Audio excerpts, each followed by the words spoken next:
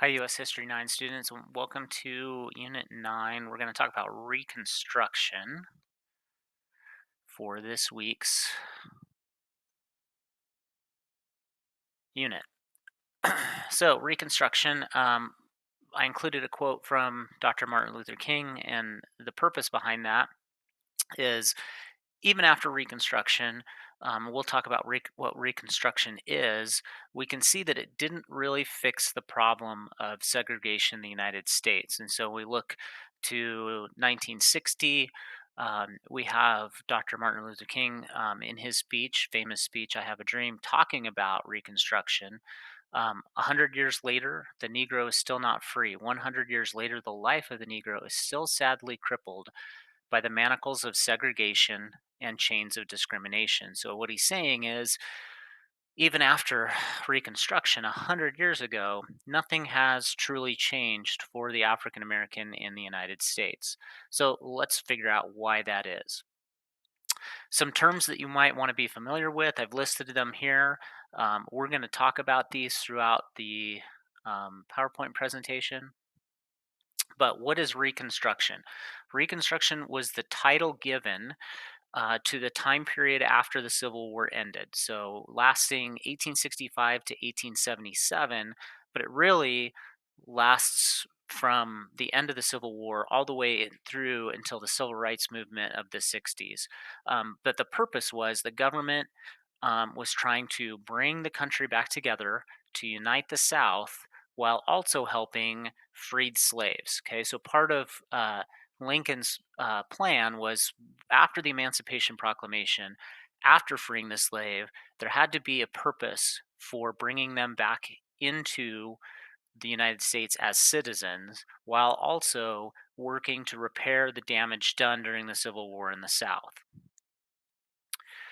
So the first thing that Lincoln does, one of the first things that he does, is sets up what's called the Freedmen's Bureau. So this was a concept of a government created program that would provide education, food, and housing and medicine for freed slaves. Lincoln realizes that these individuals have been living under a system that has not provided any of these things. And for a slave to become successful, he's going to need an education. He or she's going to need an education, food, housing, etc. It wasn't funded as fully as it should have been, but it was a step in the right direction. The biggest issue with Reconstruction, and this is something that we could definitely argue, my opinion, the reason Reconstruction fails is because of this event. So, at the end of the Civil War, April 14th, 1865, President Lincoln is assassinated by a young actor and Confederate sympathizer whose name was John Wilkes Booth. Really, with this throws the United States into chaos, and it's going to pretty much nullify or cancel out all the efforts that Lincoln is looking towards for Reconstruction. So this comes days after the surrender of the South to General Grant, a month after his creation of the Freedmen's Bureau. Lincoln is killed, and we'll talk about his successor. After Lincoln's death, so his vice president, and this is one of those unintended consequences, Lincoln realized that one of the ways to unite the country was to run with a vice president who was a Southerner, to try to get the South to realize, I am working in your best interest. So if we take a Northern abolitionist and pair him with a Southern, perhaps Confederate sympathizer, maybe we can create some unity. So Johnson wasn't necessarily a Confederate, but he was sympathetic to the plight of the South. He was from the South.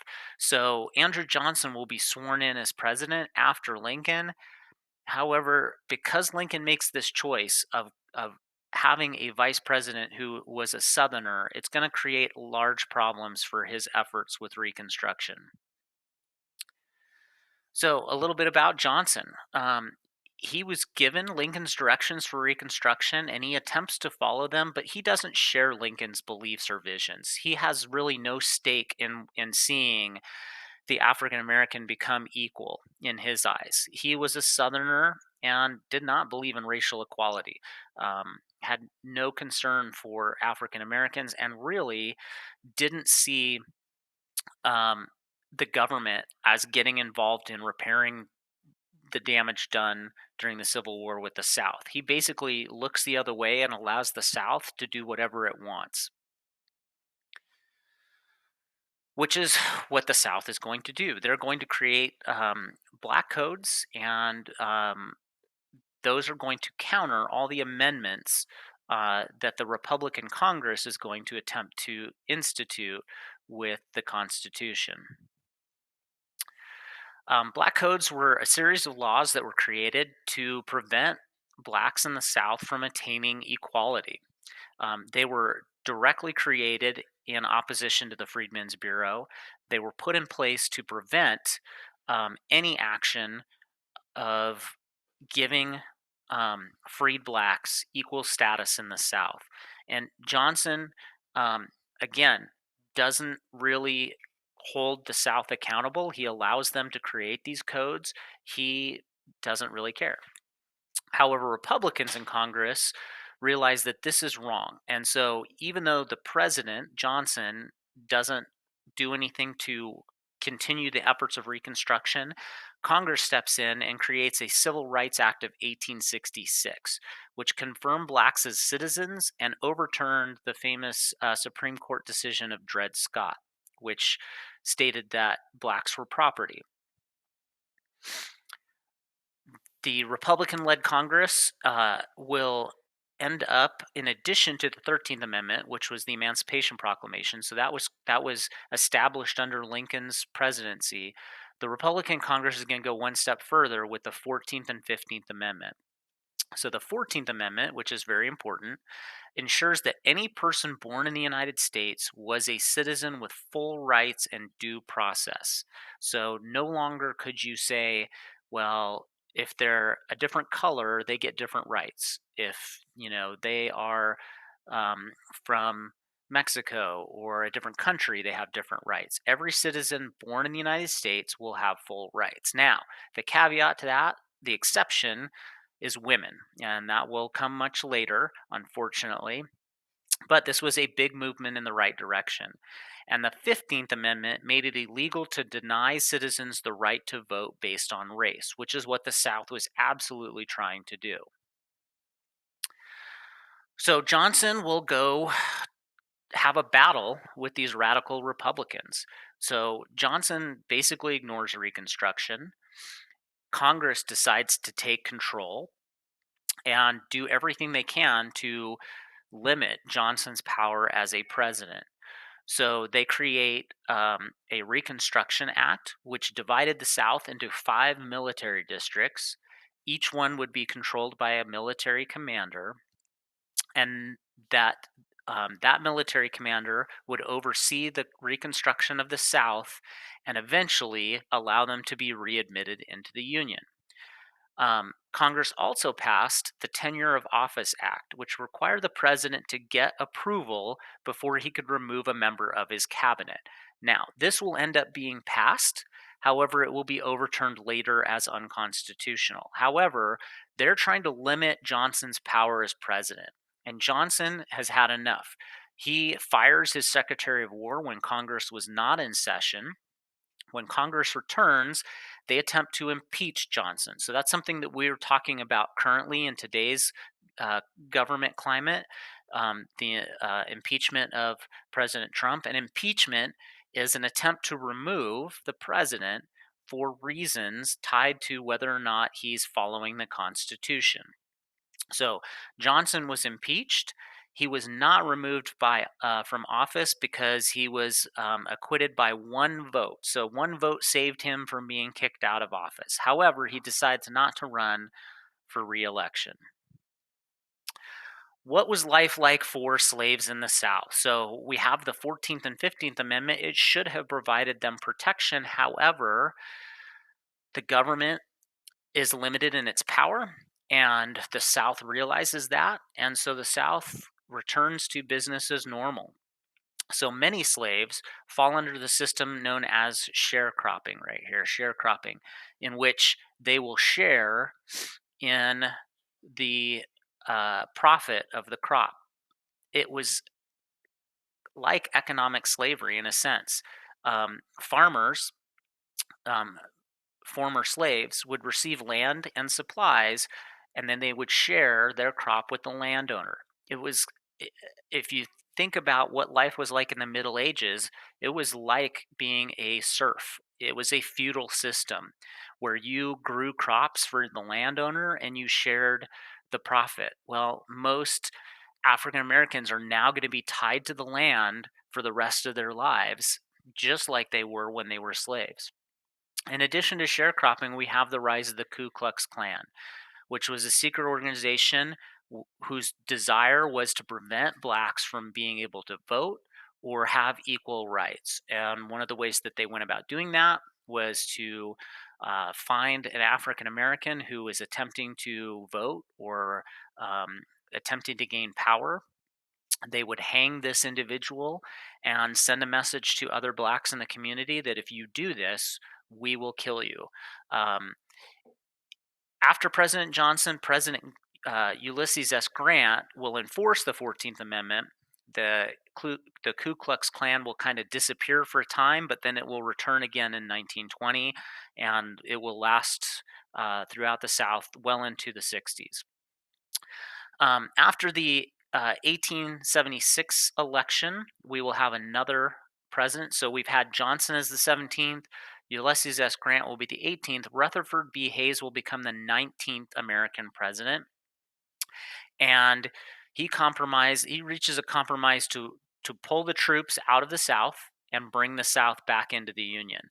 This essentially ends Reconstruction. And when it does, the South institutes new laws to prevent blacks from being able to attain equal rights. One of those was a poll tax, which required people to pay a tax to vote, which most freed blacks had no money to be able to pay those taxes, thus they couldn't vote, or they had to take a literacy test, which they had to prove they could read.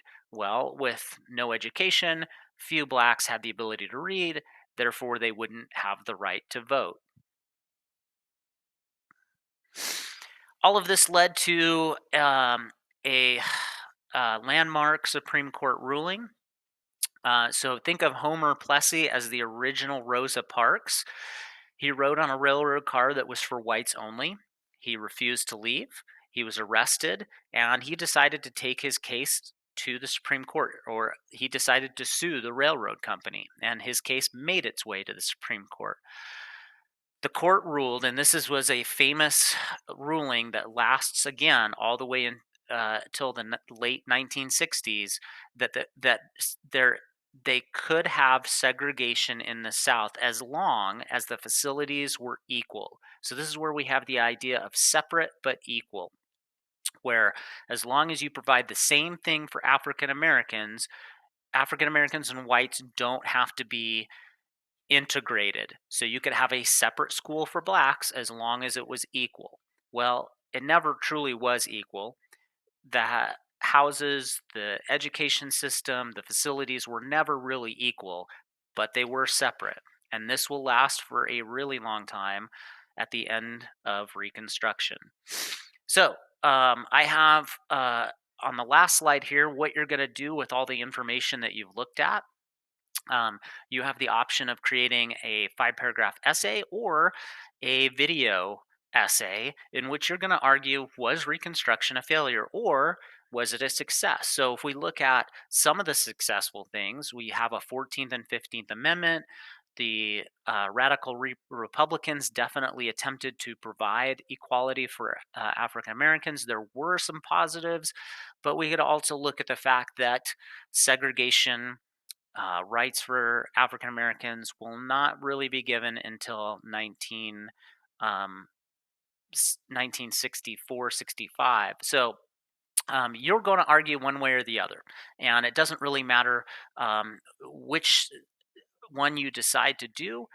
You just have to support your argument with some evidence. So there's some evidence from the PowerPoint slide that you've looked at. I'm asking you to maybe do some research on your own since you've got some time and hopefully you have access to some tools and some material to do that. But you can look at each of these. There's a link in here that kind of lays out what you're going to be required to do. And when you get done, you can turn it in to your teacher. And that is it for Reconstruction. Thanks for listening.